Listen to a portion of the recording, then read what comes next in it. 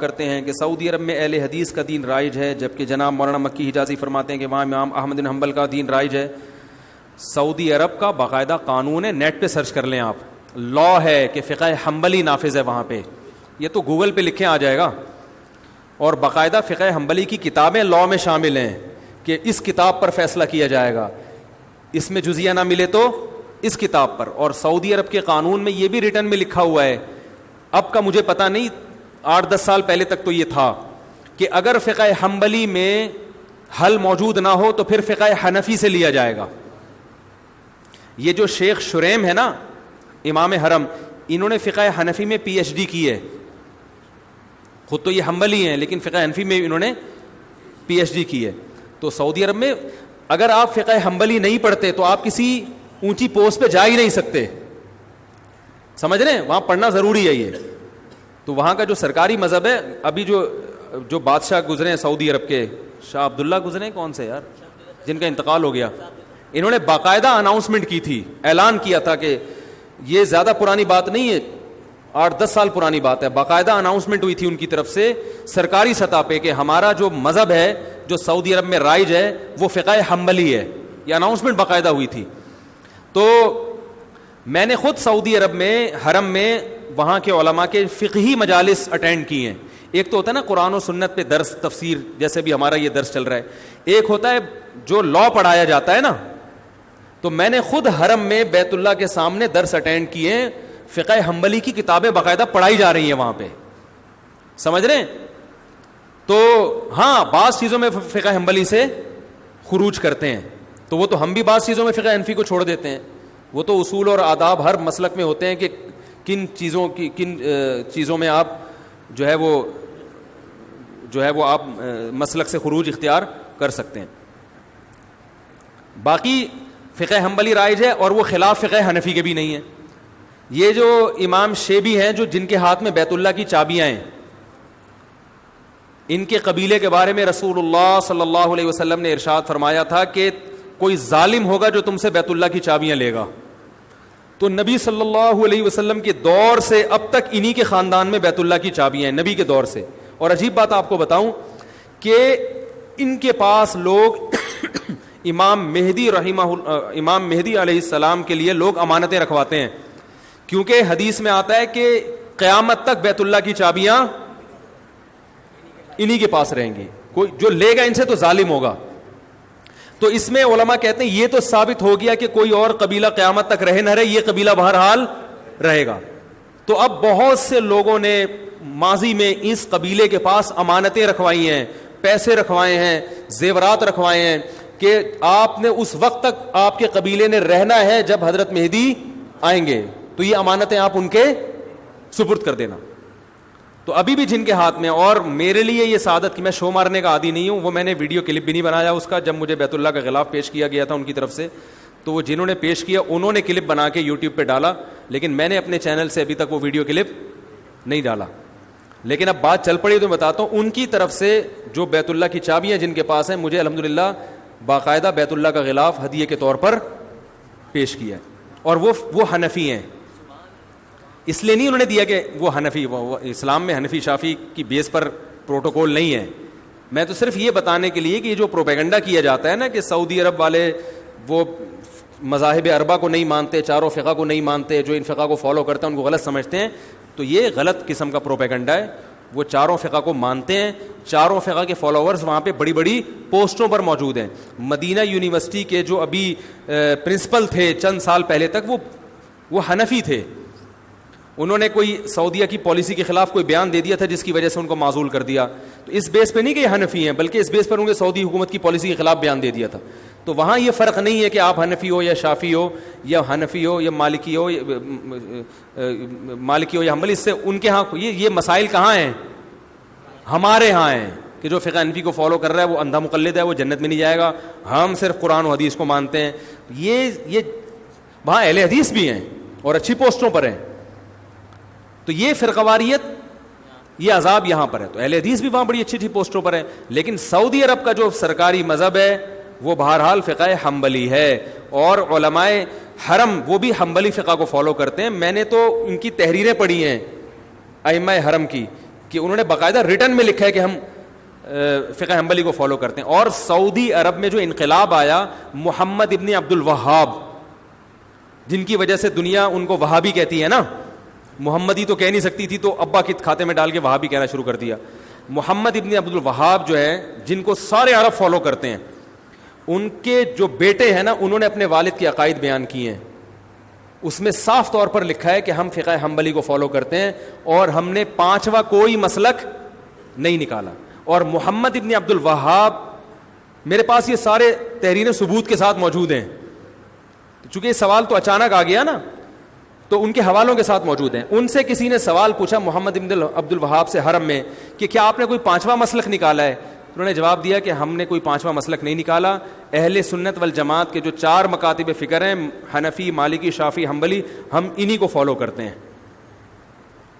آئی بات سمجھ میں؟ اور اس میں ہم فقہ حنبلی کو فالو کرتے ہیں, اور ہم ان تینوں کو, چاروں کو برحق سمجھتے ہیں. یہاں تک کہ ان کے جو بیٹے ہیں نا محمد بن عبد الوہاب کے, ان کے فتاوی میں یہ بات لکھی ہے, انہوں نے کہا کہ ہم ابن تیمیہ رحمہ اللہ تعالیٰ کو مقتدا اور رہبر سمجھتے ہیں, مگر ابن تیمیہ نے چاروں مذاہب کے خلاف اگر کوئی فتویٰ دیا ہے تو ہم اس میں ابن تیمیہ کو فالو نہیں کرتے. اس میں انہوں نے یہ بات بھی لکھی ہے کہ 3 طلاق کا مسئلہ چونکہ چاروں فقہا کے خلاف ہے ابن تیمیہ کا, اس مسئلے میں ہم نے ابن تیمیہ کی رائے کو مسترد کر دیا ہے. نہیں آ رہی بات سمجھ میں؟ تو یہ محمد ابن عبد الوہاب کا بھی بیان میں نے بیان کیا آپ کو, جو میرے پاس حوالوں کے ساتھ موجود ہے. نہیں تو آپ نیٹ پہ سرچ کریں, آ جائے گا. آج کل تو گوگل پہ لکھو, بہت سی چیزیں نکل آتی ہیں. تو یہ الفاظ نیٹ پہ سرچ کریں, وَلَا نُنْكِرُ أَحَدًا مَنْ قَلَّدَ أَحَدًا مِنَ الْمَذَاهِبِ الْأَرْبَعَةِ, کہ ان چاروں, یہ محمد بن عبد الوہاب کا بیان ہے رحمہ اللہ, کہ ہم کسی ایسے شخص پر رد نہیں کرتے جو چاروں مذاہب میں سے کسی ایک کی تقلید کرتا ہے. یہ نیٹ پہ گوگل پہ آپ الفاظ لکھ لیں, ٹھیک ہے, لا ننکر احدا من قلد احدا من المذاہب الاربعہ, گوگل پہ لکھیں گے, یہ ان کی ورڈنگ انشاءاللہ آ جائے گی. تو اور یہ بھی ہو سکتا ہے نہیں آئے تو مزید ریسرچ کریں, آپ مزید تحقیق کریں, کیونکہ بعض دفعہ یہ الفاظ کسی اور کے بھی کہے ہوئے ہوتے ہیں نا, تو کسی اور کے نام سے آ جائے گی پھر وہ. تو محمد بن عبد الوہاب وہ بھی حنبلی تھے, ان کے بیٹے نے تو باقاعدہ کتاب لکھی ہے کہ جو چاروں مذاہب میں سے کسی ایک کی تقلید کرتا ہے, تقلید کے الفاظ ہیں, ہم اس پر رد نہیں کرتے اور ہم فقہ حنبلی کو فالو کرتے ہیں.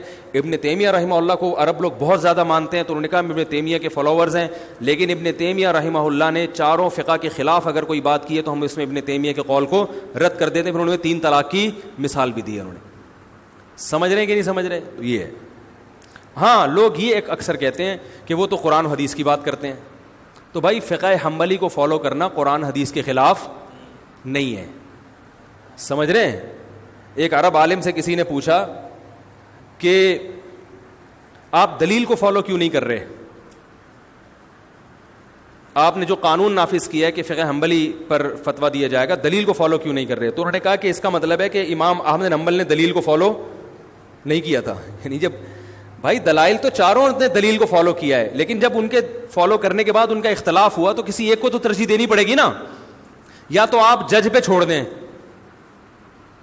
تو جج میں تو ہر طرح کے لوگ آتے ہیں, وہ کبھی کسی چیز کو ترجیح دے دے گا, کبھی کسی چیز, کبھی اس کا اپنا مفاد بھی ہوگا. تو قانون کے میں ایک دائرہ کار میں لانا پڑتا ہے کسی کو. ہاں, بہت سے سعودی عرب کی عدالت کے فیصلے ہیں جس میں, بہت سے تو نہیں کہوں گا, بعض فیصلوں میں انہوں نے فقہ حنبلی سے خروج کیا ہے, وہ زمانے کے لحاظ سے, ضرورت کے لحاظ سے, تو وہ ہم بھی کرتے ہیں.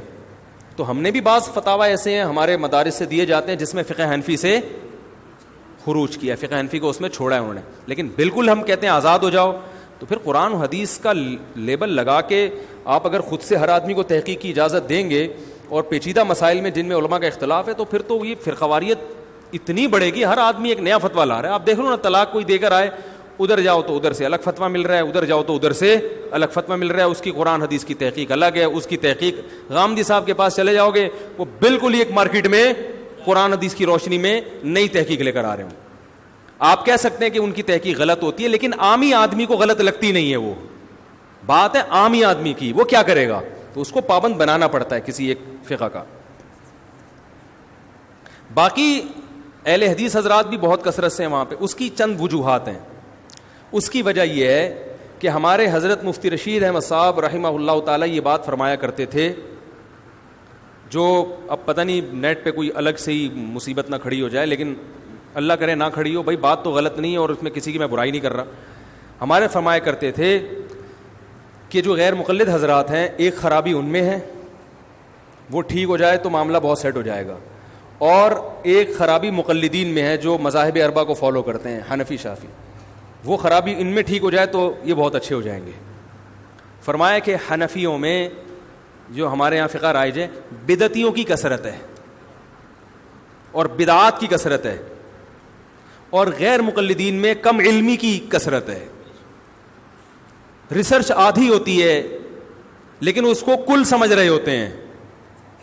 تو یہ دو خرابیاں ختم ہو جائیں, ادھر علم کا لیول تو کیا ہو جائے, بڑھ جائے, کیونکہ جب علم آئے گا نا تو پھر عالم کو پتا ہوتا ہے کہ بھائی اس مسئلے میں یقینی طور پر رائے قائم نہیں کر سکتا. اس میں وہ دوسرے کی رائے کا احترام کرنا سیکھ جائے گا کہ بھائی اس میں یہ قول بھی ہے. بات آ رہی ہے سمجھ میں؟ جیسے فقہائے کرام ایک دوسرے کا احترام کرتے تھے اختلاف کے باوجود کہ بھائی اس میں ان کی بھی دلیل ہے, بالکل اس کو کلعدم نہیں قرار دے سکتے ہم. ہمارے ہاں اہل حدیث حضرات, سب نہیں ہوں گے ایسے, بہت سے اہل حدیث حضرات کیا کرتے ہیں, ان کو جو حدیث مل گئی نا اور ان کی جو سمجھ میں آ رہا ہے اس کا مطلب, وہ سب پہ مسلط کرنا چاہتے ہیں کہ بس یہی ہے, اس کے علاوہ کچھ نہیں ہے, اور پھر دوسرے پر الزام کہ تم غلط کہہ رہے ہو, تم حدیث کے منکر ہو. جب آپ کا علم زیادہ ہوگا نا تو آپ کا ظرف بڑا ہو جائے گا. آپ کہو گے نہیں بھائی اس کے قول کی بھی ایک جہت اور اس کے قول کی بھی ایک دلیل ہے جس کی وجہ سے یہ مسئلہ کیا بن گیا, اختلافی, تو آپ کا ظرف بڑا ہو جائے گا. تو غیر مقلدین جن کو کہا جاتا ہے, جو اہل حدیث حضرات ہیں, ان کا مسئلہ یہ ہے کہ ان میں سے اکثر لوگ علم سے فارغ ہوتے ہیں, چند حدیثیں وہ بھی اردو میں پڑھ کر فتویٰ لگانا شروع کر دیتے ہیں. ان کو اس کی اصلاح کی ضرورت ہے. اور حنفیوں میں بڑی مصیبت یہ ہے کہ ہر بدعت امام ابو حنیفہ کے کھاتے میں, بولو بھائی, ڈالی گئی. بدعات بہت ملیں گی آپ کو, اور یہ دیوبندیوں میں بھی ملیں گی. جب ان سے بولو بھائی اس کی دلیل کیا ہے, تو سب تو ایسے نہیں ہوتے, سب تو ظاہر ہے ہر جگہ اچھے, میں تو چھوٹا منہ بڑی بات ہو جائے گی نا, میں بڑے عالم سے سنی ہے میں نے یہ بات. تو وہ جب دلیل سے بات کرو, بعض لوگوں کی عادت ہم نے یہ دیکھی ہے, تو وہ حضرت دامت جی نے یہ فرمایا, دامت برکاتہ نے یہ فرمایا, حضرت والا نے یہ فرمایا, تو حضرت جی نے فرمایا. تو عامی آدمی یہ کہتا ہوا تو سمجھ میں آتا ہے, لیکن کوئی عالم کو تو چاہیے بھائی تو آپ تو کم از کم کوئی دلیل پیش کریں نا اس کی. تو بہت ساری بدعتیں رائج ہو چکی ہیں, لیکن پھر وہ فقہ حنفی کے کھاتے میں ڈال دیتے ہیں کہ ہم حنفی فقہ کو فالو کرتے ہیں اور فقہ حنفی میں ایسے ہے. فقہ حنفی میں حالانکہ وہ ایسا امام حنیفہ نے نہ ایسا کہا ہوتا ہے, نہ ان کی کوئی ایسی رائے ہوتی ہے, نہ ان کے شاگردوں نے, نہ مجتہدین سے کچھ منقول ہوتا ہے. تو ہمارے حضرت فرمایا کرتے تھے کہ تقلید کی جاتی ہے مجتہد کی. اب یہ نہیں کہ جو بات کہہ دے وہ پتھر پہ لکیر بن گئی, آپ نے صرف اس لیے ماننا ہے کہ وہ ہمارے حضرت جی نے کہی ہے, ایسا نہیں ہے.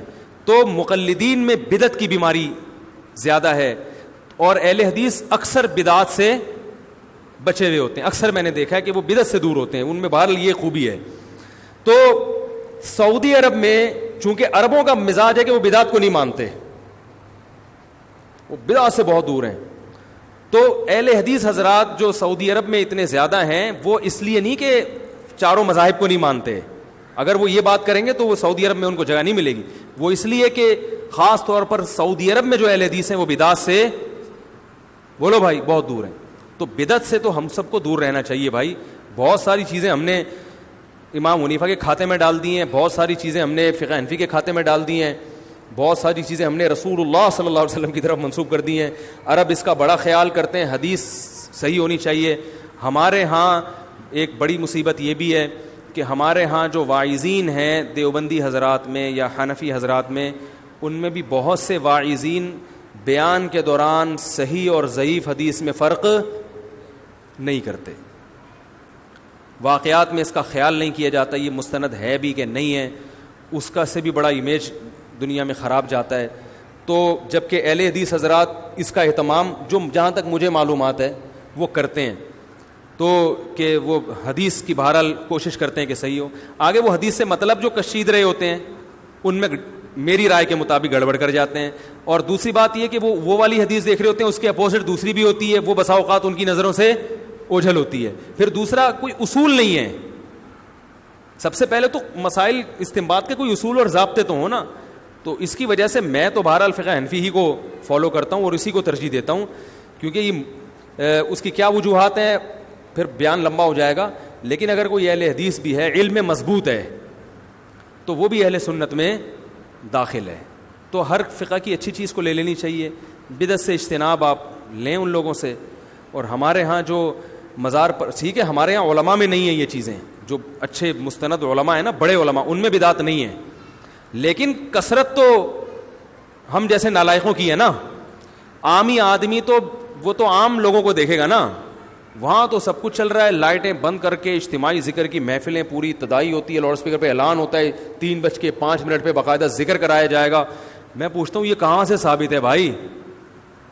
ایک تو ہوتا ہے نا کوئی پیر صاحب اپنے مریدوں کو جمع کر لیں تربیت کے لیے, ان کو ذکر کرواتے ہیں, وہ تو ٹریننگ ہے, چلو جی ذکر کی عادت ڈالنے کی. لیکن لاؤڈ اسپیکر پہ اعلان کر کے کہ خانقاہ میں اتنے پہ ذکر ہوگا, وہ تمام حضرات محلے والے بھی آ رہے ہیں اس میں, تو یہ اجتماع تو بدعت ہے بھائی. اس کا کہاں سے ثبوت ہے؟ تو یہ بہت ساری اس قسم کی اور بھی چیزیں ہیں.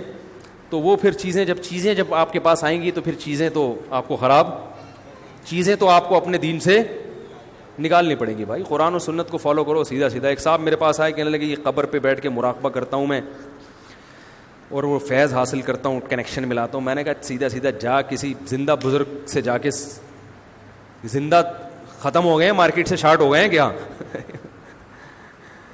کیوں بیٹھا ہوا ہے قبر پہ بھائی تو مراقبہ کر رہا ہے, جا کے پتہ نہیں وہ قبر سے کنیکشن بحال کر رہے ہیں, وہاں سے کہہ رہے ہیں میں وہاں سے روحانی کچھ چیزیں حاصل کر رہا ہوں.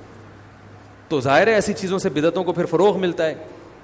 تو زندہ لوگ ہیں, زندہ بزرگان دین ہیں, ان کے پاس جاؤ, ان سے دین سیکھو. صحابہ کرام نے نبی سے سیکھا, نبی سے دنیا سے جانے کے بعد پھر وہ آپس میں ایک دوسرے کو نصیحتیں کرتے تھے, اور تابعین نے صحابہ سے سیکھا. ہم تو نہیں دیکھتے کہ رسول اللہ صلی اللہ علیہ وسلم کی قبر پہ بیٹھ کے کوئی محاسبے کرتے ہوں, مراقبے کرتے ہوں. وہ صوفیہ جو کرتے تھے چھوڑ دیں ان کو, کسی کو برا کہنے کی ضرورت نہیں ہے, ان کو چھوڑ دیں اپنے حال پہ. ہم تو, وہ ایک صاحب مجھے کہنے لگے علماء دیوبند قبر پرست تھے. میں نے کہا اگر قبر پرست ہوتے تو بھائی میں بھی قبر پرست ہوتا, میں تو انہیں کے شاگرد ہوں. انہوں نے کہا وہ فلاں دامت برکاتم گئے. میں نے کہا چھوڑ دے فلاں دامت برکاتم کو. اس طرح اگر لوگوں کی سوانے نکال کے ان کے عیب تلاش کرو گے تو دنیا میں کوئی بھی, بولو بھائی, نہیں بچے گا. بہت سے لوگ اچھا کام کر رہے ہوتے ہیں, ایک دو کام ان سے ایسے بھی ہو جاتے ہیں جس سے معاشرے میں نقصان ہوتا ہے. تو اب یہ نہیں کہ ان کی اتنی سی چیز کو نکال کے, بھائی اس کو ہم فالو کر رہے ہیں کہ نہیں کر رہے تو چھوڑ دو, مٹی ڈالو اس پہ. ہمارے جتنے اکابر ہیں بزرگان دین, ان کی قبریں ایک بالش سے زیادہ اونچی نہیں ہیں, سب کی قبریں کچی ہیں. تو ہم قبر پرست کیسے ہو گئے بھائی؟ کہہ رہے نہیں قبر پہ جا کے محاسبے کرتے ہیں, مراقبے کرتے ہیں. میں نے کہا ہمیں دیکھا کبھی جاتے ہوئے قبر پہ؟ ہم تو مسجد میں آتے ہیں, نماز پڑھتے ہیں. قبر پہ میت کی مغفرت کے لیے دعا کر لیں جا کے تو ایک الگ بات ہے, ویسے تو نہیں. امام بخاری کی قبر پہ میں گیا, میں نے تو وہاں ہاتھ اٹھا کے بھی دعا نہیں کی. حالانکہ قبر پہ ہاتھ اٹھا کے دعا کرنے کی بھی گنجائش ہے کہ اگر شرک کا پہلو نہ نکل, لیکن اس لیے کہ کوئی اس کو ذریعہ نہ بنا لے. اور وہاں پہ میں بیٹھا بھی نہیں, بس قبر پہ دیکھا, وہ تو جائز ہے, اس میں تو کوئی حرج نہیں ہے. ان کے لیے بھی دعا کی, اپنے لیے بھی کہ اللہ ان کو اور ترقی دے, اور نکل لیا وہاں سے پتلی گلی.